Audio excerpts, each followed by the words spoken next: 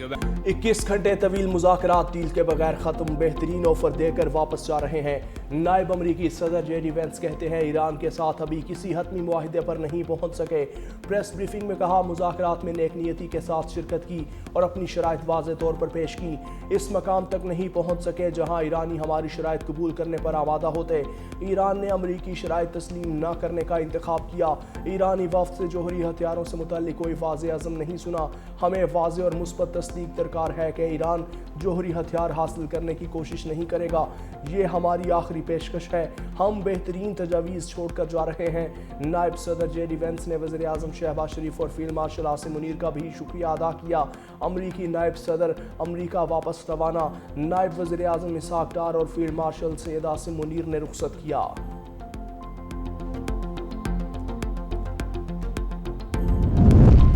اب وقت آ گیا، فیصلہ کریں ہمارا اعتماد حاصل کر سکتے ہیں یا نہیں۔ امریکہ نے ایران کی منطق اور اصولوں کو سمجھ لیا۔ اسپیکر ایرانی پارلیمنٹ باقر کالیباف نے کہا مخالف فریق ایرانی وفد کا اعتماد حاصل کرنے میں ناکام رہا۔ 2 سابقہ جنگوں کے تجربات کے باعث مخالف فریق پر اعتماد نہیں۔ ایرانی وفد نے مستقبل سے متعلق اقدامات کیے، مذاکراتی عمل کو ممکن بنانے میں پاکستان کی کوششوں کے شکر گزار ہیں۔ ایک ہی نشست میں اتنی جلدی معاہدے کی توقع نہیں کرنی چاہیے۔ امریکہ سے مذاکرات ختم نہیں ہوئے۔ ترجمان ایرانی وزارت خارجہ اسماعیل بقائی کا انٹرویو، کہا مذاکرات 40 روزہ جنگ کے بعد ہوئے، بے اعتمادی اور شبہات بھی تھے۔ ایران اور امریکہ میں اکثر نکات پر اتفاق ہو چکا تھا، صرف چند اہم نکات پر اختلاف برقرار ہیں۔ 2 اہم نکات پر رائے مختلف ہونے کی وجہ سے معاہدہ نہ ہو سکا۔ فریقین کے درمیان متعدد پیغامات اور مسودات کا تبادلہ ہوا۔ مذاکرات میں اہم مصنوعات کے مختلف پہلوؤں پر بات ہوئی۔ ایران اور خطے کے خلاف جنگ کی مکمل خاتمے پر بھی بات ہوئی۔ کچھ نئے موضوعات بھی مذاکرات میں شامل کیے گئے۔ سفارتی محاذ پر ایرانی عوام کے حقوق اور مفادات کے لیے جدوجہد جاری رکھیں گے۔ پاکستان اور دوست ممالک کے ساتھ رابطہ اور مشاورت جاری رہے گی۔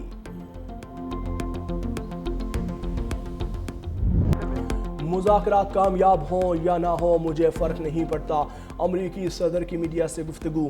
ڈونلڈ ٹرمپ نے کہا کہ امریکہ عسکری طور پر جنگ جیت چکا، ایرانی قیادت کو ختم کر دیا، جعلی میڈیا اپنی ساکھ کھو چکا۔ اگر چین نے ایران کو ہتھیار بھیجے تو بڑے مسائل کا سامنا کرنا پڑے گا۔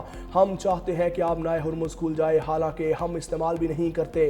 ایران کی بحریہ اور فضائیہ ختم ہو چکی، دفاعی نظام موجود نہیں۔ بارودی سرنگیں بچھانے والی ایران کی تمام 28 کشتیاں سمندر میں ڈوب چکیں۔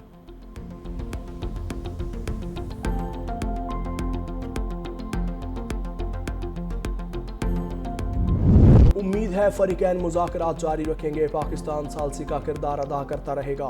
ضروری ہے دونوں ملک سیز فائر کے عزم پر قائم رہیں۔ نائب وزیر اعظم اسحاق ڈار کی نیوز کانفرنس، کہا مذاکراتی عمل میں شریک ایران امریکہ وفود کا شکر گزار ہوں۔ دونوں ملکوں نے وزیر اعظم شہباز شریف کی درخواست پر مثبت رد عمل دیا۔ فریقین کے درمیان جامعہ اور تعمیری مذاکرات کے متعدد دور ہوئے۔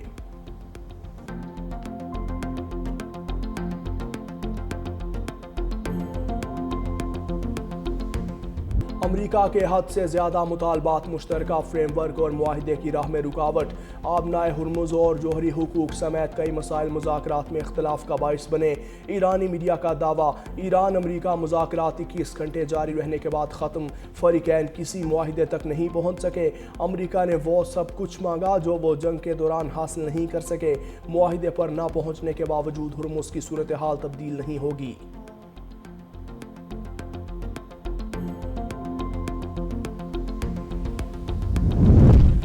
امریکہ اور ایران مذاکرات میں واپس آئیں اور جنگ بندی برقرار رکھیں۔ آسٹریلیا کی وزیر خارجہ پینی وانگ نے کہا کہ اسلام آباد میں امریکہ اور ایران کے درمیان مذاکرات کسی اتفاق کے بغیر ختم ہونا مایوس کن ہے۔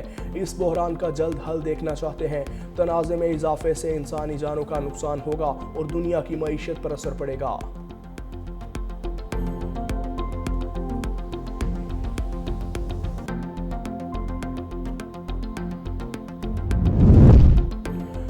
دو امریکی جہاز آبنائے ہرمز سے گزر کر خلیج عرب پہنچ گئے۔ امریکی وزیر جنگ پیٹ ہیگس نے کہا یہ جہاز آبنائے ہرمز کو بارودی سرنگوں سے صاف کرنے کے مشن پر ہیں۔ امریکی جہازوں یو ایس ایس فرینک ای پیٹرسن اور مائیکل مرفی نے آبی گزرگاہ کی حفاظت کے لیے آپریشن کیا۔ آبنائے ہرمز سے ایرانی پاسداران انقلاب کی بچھائی گئی سرنگیں ہٹائی جائیں گی۔ ترجمان پاسداران انقلاب نے کہا کہ آبنائے ہرمز سے جہاز کے آمد و رفت کا اختیار ایران کے پاس ہے، فوجی جہازوں کو گزرنے کی اجازت نہیں۔ ایران امریکہ میں 1979 کے بعد پہلی بار براہ راست مذاکرات۔ دونوں ممالک میں بات چیت سے پہلے اہم ملاقاتیں۔ وزیر اعظم سے امریکی اور ایرانی وفود کی الگ الگ ملاقات۔ شہباز شریف سے نائب امریکی صدر جے ڈی وینس کی ملاقات۔ امریکی صدر کے خصوصی ایلچی سٹیو وٹکوف اور جیریڈ کشنر بھی ملاقات میں موجود رہے۔ وزیر اعظم شہباز شریف سے ایرانی وفد کی ملاقات۔ ایرانی اسپیکر باقر غالباف اور وزیر خارجہ عباس عراقچی کی شرکت۔ نائب وزیر اعظم اسحاق ڈار، فیلڈ مارشل عاصم منیر اور وزیر داخلہ محسن نقوی بھی شریک تھے۔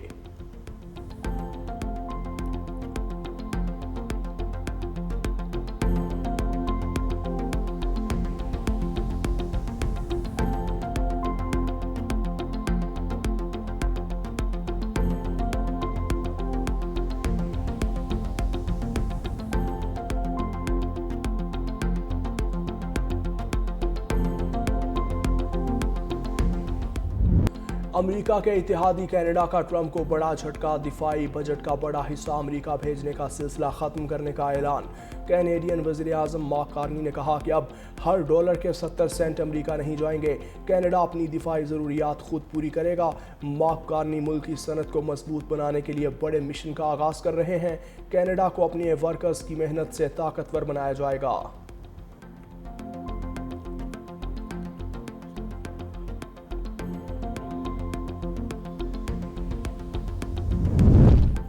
پاکستان کی کامیاب سفارتکاری پر بھارت میں صف ماتم، کانگریس مودی سرکار پر برس پڑی، مودی کو ہر طرف سے تنقید کا سامنا۔ اپوزیشن جماعت کانگریس نے نام نہاد وشوا گروہ مودی کو آڑے ہاتھوں لیا۔ سینئر کانگریس رہنما جے رام رامیش نے ایکس پر پوسٹ میں کہا پاکستان کے بطور ثالث مرکزی کردار نے خود ساختہ وشوا گروہ مودی کی انداز سیاست پر سنجیدہ سوالات اٹھائے۔ مودی امریکہ کے ساتھ یک طرفہ تجارتی معاہدے پر رضامند ہونے کے باوجود کوئی سیاسی فائدہ نہ اٹھا سکے۔ بھارت برکس پلس کی صدارت کے باوجود خلیجی جنگ کے تناظر میں کوئی مصالحتی قدم کیوں نہ اٹھا سکا۔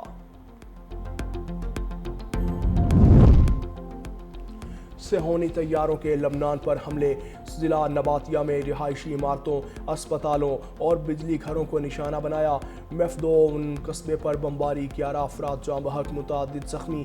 ایمبولینس پر بھی حملے، عملہ شہید۔ مرجیون میں ہیلی کاپٹر سے فائرنگ، لبنان میں شہداء کی تعداد 1953 ہو گئی۔